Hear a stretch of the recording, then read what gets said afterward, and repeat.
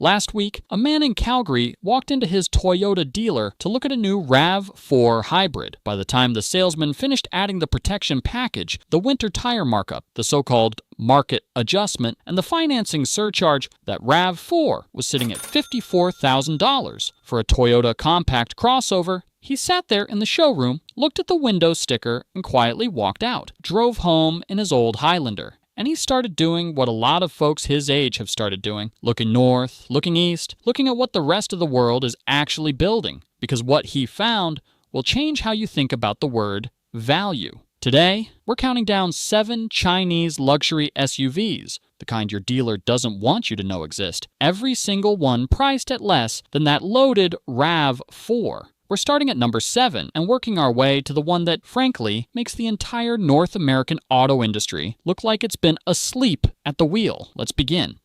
The GWM Haval Jolion.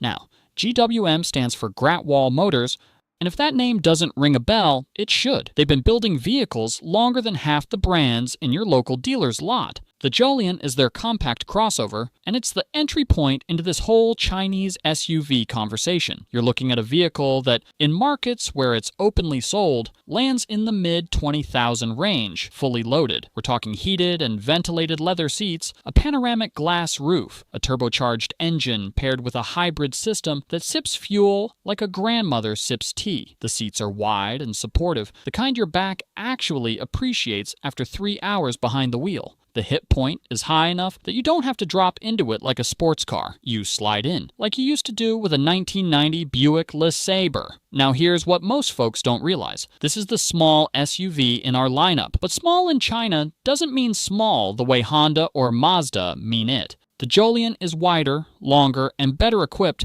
than what your dealer is calling a compact.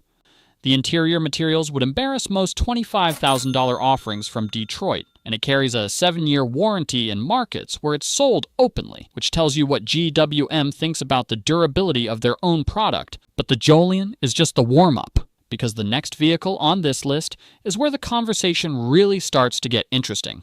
Number 6, the Chery Tiggo 8. Chery is China's second oldest automaker. They've been building cars since the late 1990s, and the Tiggo 8 is their mid-size 3-row family SUV, or in the latest generation, a 5-seat configuration with 2 distinct front-end designs they call the Tiger and the Leopard. Pay attention to this number. The Tiggo 8 in its home market starts somewhere around the equivalent of $13,000 US and tops out around $17,000 for the highest trim. Even after you account for shipping, tariffs, and the inevitable middleman, you're looking at a vehicle that lands well under that loaded RAV4 figure, and you're getting a turbocharged 2-liter engine producing 210 kilowatts, all-wheel drive, magnetic ride suspension that reads the road ahead and adjusts in real time, and an interior that genuinely feels like a mid-size Lexus from a decade ago. Soft touch surfaces almost everywhere, real attention to where your hands fall on the steering wheel, and the door handles. A 15.6-inch central screen. And this is important for our crowd, they kept some physical controls. The driving mode selector is a real button. The defroster is a real button. The volume control is a real knob. Now, I've been watching this industry for 30 years, and the Tiggo 8 is exactly the kind of vehicle that American buyers in the 1980s would have called what a Camry should be. Quiet, comfortable, built well, priced honestly. The fact that something this competent costs less than half of what your local Toyota dealer wants for a glorified Corolla on stilts, well, that should tell you something about where the value in this industry has migrated. But the Tiggo 8 is what Chinese engineers consider an entry-level family SUV. The next vehicle is where the luxury starts to climb. Number 5, the Leapmotor L8. Now, Leapmotor is a brand new mark from the Chery Group, and the name is a portmanteau: leopard, leap, and passion.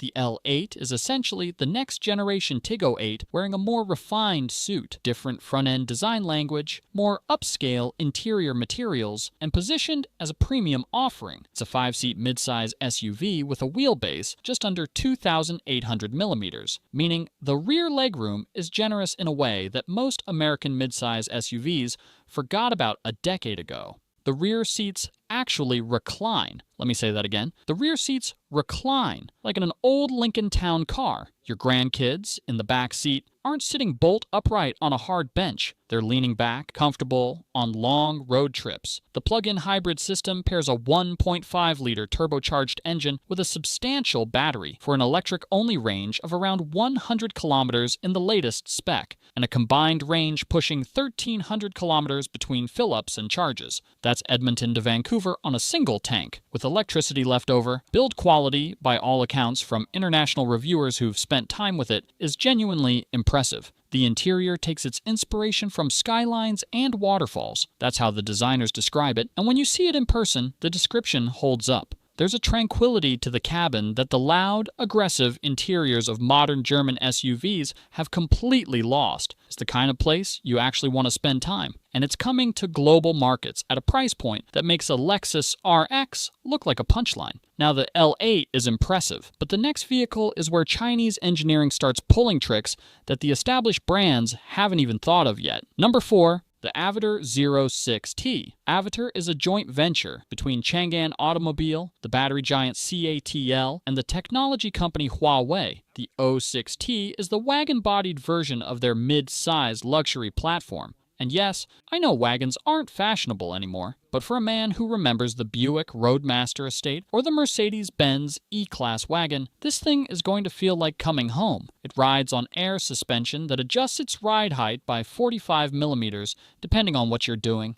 Double wishbone front, multi-link rear, the kind of suspension geometry that used to be reserved for cars costing 6 figures. Inside, you've got 14-way power-adjustable front seats with ventilation, heating, massage, and memory. A British Meridian audio system with 20-plus speakers. The seat belts have an electric tensioner that gently pulls you snug when you start the car. Small touches, the kind that used to define real luxury before luxury became about screen size. The dual-motor all-wheel drive version produces around 440 kilowatts of combined power, gets to 100 kilometers per hour in under 4 seconds, and has a real-world driving range comfortably over 500 kilometers on the larger battery pack. There's also an extended range version with a small 15-to-1 compression ratio gasoline engine acting purely as a generator, never mechanically driving the wheels, that pushes total range past 1,100 kilometers. Pricing in its home market starts around the equivalent of $28,000 US and runs to about $38,000 for the loaded version.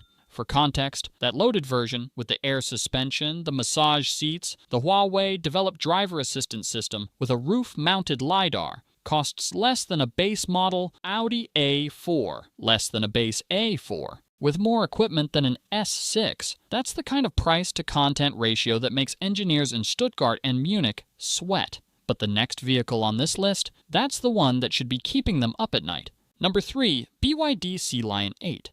BYD has, in the span of about 5 years, gone from a battery manufacturer most North Americans had never heard of to the largest electric vehicle producer in the world by volume. The Sea Lion 08 is their flagship plug-in hybrid SUV, a 7-seat, 3-row family hauler that competes directly with the Toyota Highlander, the Mazda CX-90, the Hyundai Palisade. 5 meters long, 3-meter wheelbase, big, comfortable, quiet. The DMP version, that's dual-mode performance, pairs a 1.5-liter turbocharged engine with 2 electric motors for a combined output of 359 kilowatts. That's roughly 480 horsepower in a 7-seat family SUV, which is, frankly, more than anyone needs. But here's what matters more. The electric-only range is around 150 kilometers. Most folks in your situation, on most days, would never burn a drop of gasoline. The fuel tank is 60 liters, the battery is 35.6 kilowatt hours, and the combined range comfortably exceeds 1,000 kilometers. The interior is where this thing earns its luxury credentials. 21-speaker premium audio in the higher trim, a 26-inch ultra-wide head-up display projected onto the windshield, meaning you don't have to take your eyes off the road to check your speed, your navigation, your blind spots. Massage seats, adaptive air suspension style damping that controls body roll and pitch in milliseconds. 9 airbags, including curtains that extend all the way to the 3rd row. Because BYD figured out something that took the legacy automakers far too long to figure out, which is that the people sitting in the 3rd row deserve to survive a side impact too. Pricing in markets where it's sold openly comes in around the equivalent of $40,000 to $50,000 US.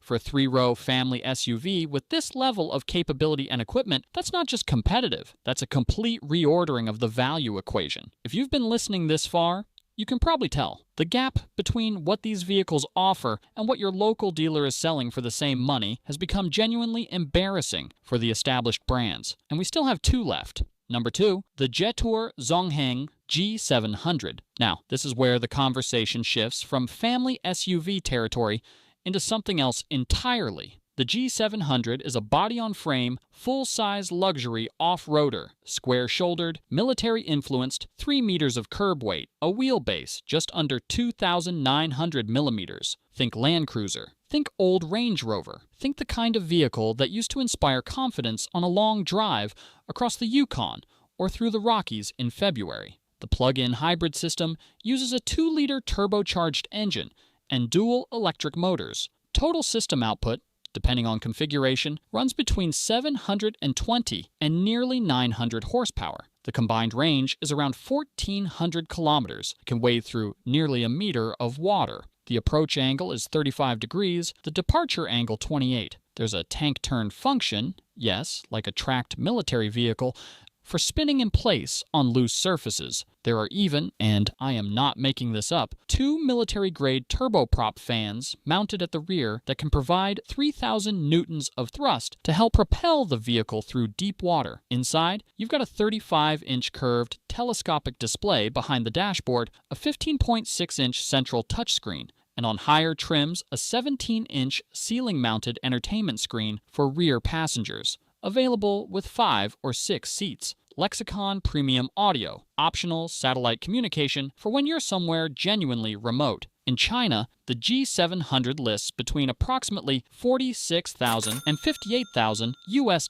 depending on trim. Now look, let me tell you something the dealerships won't. The Toyota Land Cruiser, in its current North American form, starts at around 70,000 Canadian dollars and climbs north of 90,000 quickly. The G700 offers more capability, more luxury, more technology, and significantly more power for thousands less. The math, as they say, does itself. But we still have one vehicle left, and this one is the reason the legacy luxury manufacturers are genuinely afraid. Number 1, the M Hero 917. The M Hero brand comes out of Dongfeng Motor Corporation, which, for those who don't know, is one of the largest state-owned automakers in China and the company that supplies the Chinese military with their primary off-road utility vehicles. The 917 is the civilian luxury expression of that military heritage, and what they've built is something that genuinely doesn't exist anywhere else on the planet right now. Picture a vehicle the size of a Range Rover with the off-road capability of a military assault vehicle, powered by either a 4-motor pure electric setup producing around 1,080 horsepower or a 3-motor extended range hybrid system with a 1.5-liter generator and over 800 horsepower combined, 0 to 100 kilometers per hour in 4.2 seconds. In a vehicle that weighs over 3,000 kilograms and looks like it could survive a small artillery strike. The pure electric version runs a 142.7 kilowatt-hour battery from CATL. That's nearly twice the capacity of most luxury electric SUVs on the market today, and delivers a real-world range of around 500 kilometers. The extended range version pushes total range past 800. Each wheel is driven by its own independent electric motor, which means the vehicle can perform tank-style turns, crab walk diagonally across an obstacle, and individually modulate torque to each wheel for off-road conditions that would defeat any conventional 4-wheel drive system on the market. Inside, the cabin is a study in deliberate luxury, wood-grain accents on the center console, armor-textured air vents that look like they belong in a Swiss watch, a multi-screen layout that, unlike the bare slabs you see in most modern SUVs, has actually been designed with character and intent. The seats are wide, supportive, with the kind of long-haul comfort that the Mercedes G-Class abandoned somewhere around 2018 when they decided every G-Wagon needed to feel like a sports car. Pricing in the home market starts around the equivalent of $95,000 US and tops out around $123,000 for the special editions. Now, I know what you're thinking, that's not less than a loaded RAV4. And you're right, at sticker, it isn't. But here's what you have to understand. A Mercedes G63 in current Canadian pricing starts north of $220,000. A Land Rover Defender EV8 sits around $150,000. The M Hero 917 delivers more capability, more power, more genuine off-road engineering, and a more luxurious interior than either, for, in many cases, less than half the money. It is, by any honest measurement, the most over-engineered, overbuilt, over-delivered luxury off-roader on the market today. And the fact that almost nobody on this side of the Pacific knows it exists tells you everything you need to know about how the legacy luxury brands have been protecting their pricing. So there you have it, 7 Chinese luxury SUVs, every one of them representing a value proposition that the established North American and European brands have stopped offering. The politics around bringing these vehicles north of the border are complicated. That's the unfortunate reality of the current trade environment, and I'm not here to pretend otherwise. But Canadian buyers have always been a resourceful lot,